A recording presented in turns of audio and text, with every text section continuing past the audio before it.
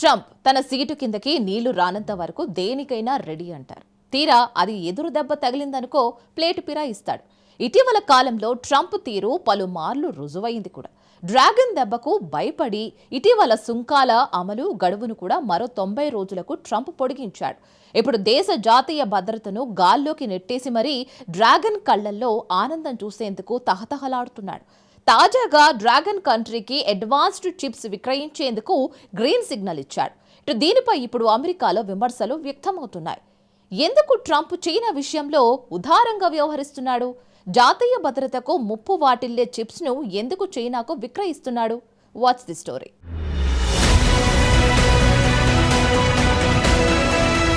Trump జాతీయ భద్రతను తాకట్టు పెట్టాడా?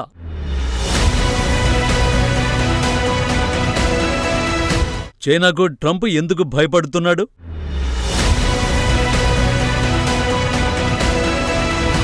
అడ్వాన్స్డ్ చిప్స్ ను చైనాకు విక్రయిస్తారా?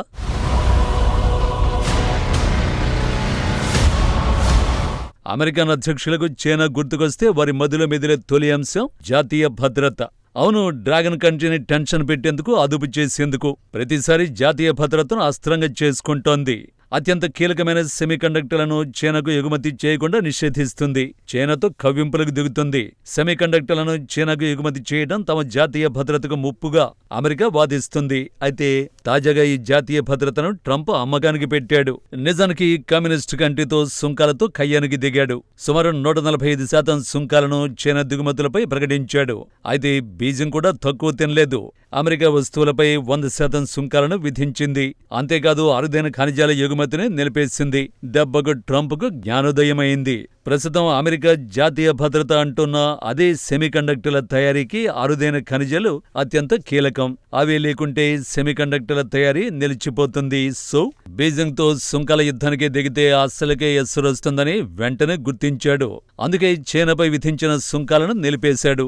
మేలో 3 సార్లు అమెరికా చైనా అధికారులు 3 వేరువేరు ప్రాంతాల్లో సమావేశమయ్యారు. వాణిజ్య చర్చలు జరిపారు. ఆ తర్వాత ట్రంప్ సుంకాలు ఆగిపోయాయి. మాటల యుద్ధమూ ఆగిపోయింది.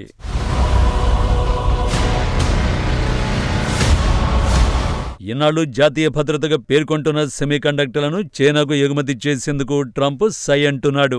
ఎన్విడియా, ఏఎండీకి చెందిన అడ్వాన్స్డ్ చిప్స్ ను విక్రయించేందుకు అమెరికా అధ్యక్షుడు తహతహలాడుతున్నాడు. చైనాను ఎలాగైనా సంతోషపెట్టాలని ట్రంప్ ఉవ్విళ్లూరుతున్నాడు.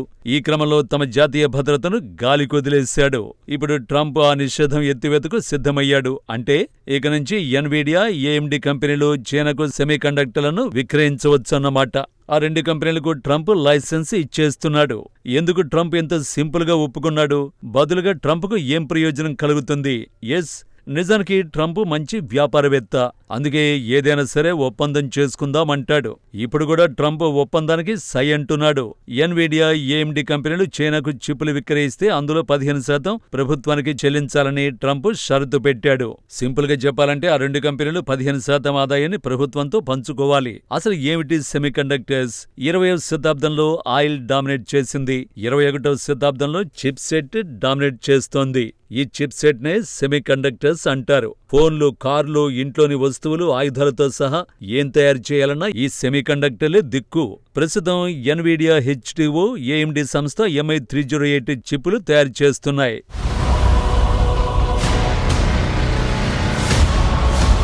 H2O, MI308 చిప్స్ అత్యంత కీలకమైనవి. ఆర్టిఫిషియల్ ఇంటెలిజెన్స్ కు అత్యంత కీలకమైనవి. నిజానికి ఏప్రిల్లో ఈ 2 చిప్స్ ను అమెరికా నిషేధించింది. జాతీయ భద్రతకు అవి ముప్పు కలిగిస్తాయని అప్పట్లో ట్రంప్ చెప్పాడు. ఈ చిప్స్ నిషేధించడంపై చైనా అగ్గి మీద గుగ్గిలమైంది. పర్యవసానంగా తాము కూడా ఎలక్ట్రానిక్స్ పై నిషేధాన్ని విధిస్తామని చైనా వార్నింగ్ ఇచ్చింది. అప్పటికే ఇరు దేశాల మధ్య సుంకాల వార్ నడుస్తోంది. అయితే 4 నెలల తర్వాత ట్రంప్ మనస్సును మార్చుకున్నాడు. ఇప్పుడు చిప్ అమ్మకాలపై అమెరికా విధానాల్ని మార్చేశాడు. అసలు ట్రంప్ ఎందుకు మనస్సు మార్చుకున్నాడు? అది ఎలా సాధ్యమైంది? వారం రోజుల క్రితం వైట్ హౌస్ లో ట్రంప్తో ఎన్విడియా CEO జెన్సన్ హువాంగ్ సమావేశమయ్యాడు.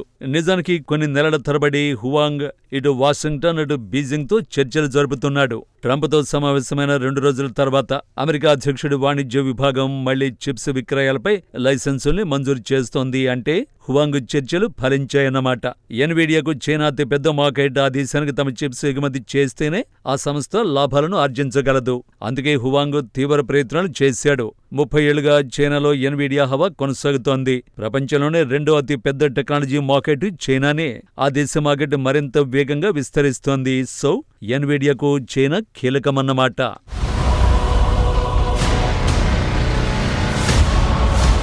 ఇప్పుడు ఎన్విడియా, ఏఎండి కంపెనీలకు ట్రంప్ గ్రీన్ సిగ్నల్ ఇచ్చేశాడు. హువాంగ్ కోరిక నెరవేరింది. సింపుల్ గా చెప్పాలంటే ఈ 2 కంపెనీలు తమ ఆదాయంలో 15% ప్రభుత్వానికి ఇచ్చే వరకు చిప్స్ అమ్ముకోవచ్చన్నమాట. సో ఇప్పుడు ట్రంప్ యంత్రాంగానికి చిప్స్ ద్వారా కూడా ఆదాయం వస్తోంది. అయితే 2 కంపెనీలతో అమెరికా ఖజానాకు ఎంత ఆదాయం వచ్చే అవకాశం ఉంది? ఈ ఏడాది ఎన్విడియా $15 కోట్ల విలువైన చిప్లను విక్రయించే అవకాశం ఉంది. ఇక ఏఎండి కూడా $80 కోట్ల మేర చిప్స్ ను విక్రయించేందుకు ప్లాన్ వేస్తోంది. ఈ 2 కంపెనీలు 15% ఆదాయాన్ని ట్రంప్ ప్రభుత్వానికి చెల్లిస్తారు. అంటే సుమారు $200 కోట్ల ఆదాయం ట్రంప్ ప్రభుత్వానికి వస్తుందన్నమాట. అప్పనంగా అంత ఆదాయం వస్తే ట్రంప్ తప్పకుండా సంతోషిస్తాడు.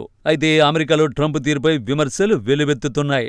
ట్రంప్ విధానాలు తప్పుడు మార్గంలో వెళుతున్నట్టు అమెరికన్ నిపుణులు విమర్శిస్తున్నారు. కార్పొరేట్ లాభాల కోసం జాతీయ భద్రతను అమ్ముతారా అంటూ మండిపడుతున్నారు. జాతీయ భద్రతపై ట్రంప్ విధానం ఏమిటంటూ మరికొందరు నిలదీస్తున్నారు. 15% డబ్బు చెల్లిస్తే జాతీయ భద్రతా సమస్య ఉండదా అంటూ ప్రశ్నిస్తున్నారు. సెమీకండక్టర్ల విషయంలో ట్రంప్ తీసుకున్న నిర్ణయం వ్యూహాత్మక తప్పిదంగా పేర్కొంటున్నారు. ట్రంప్ మాత్రం విమర్శల్ని పెద్దగా పట్టించుకోవడం లేదు.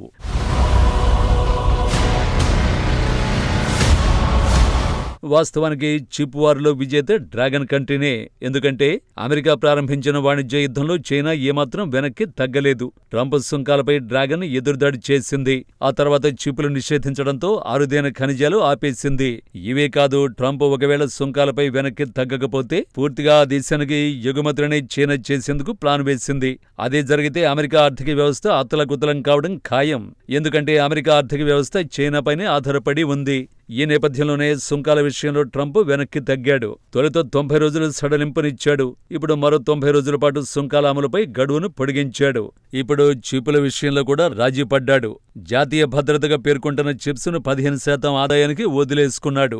మొత్తంగా బీజింగ్ మాత్రం సంబరపడుతోంది.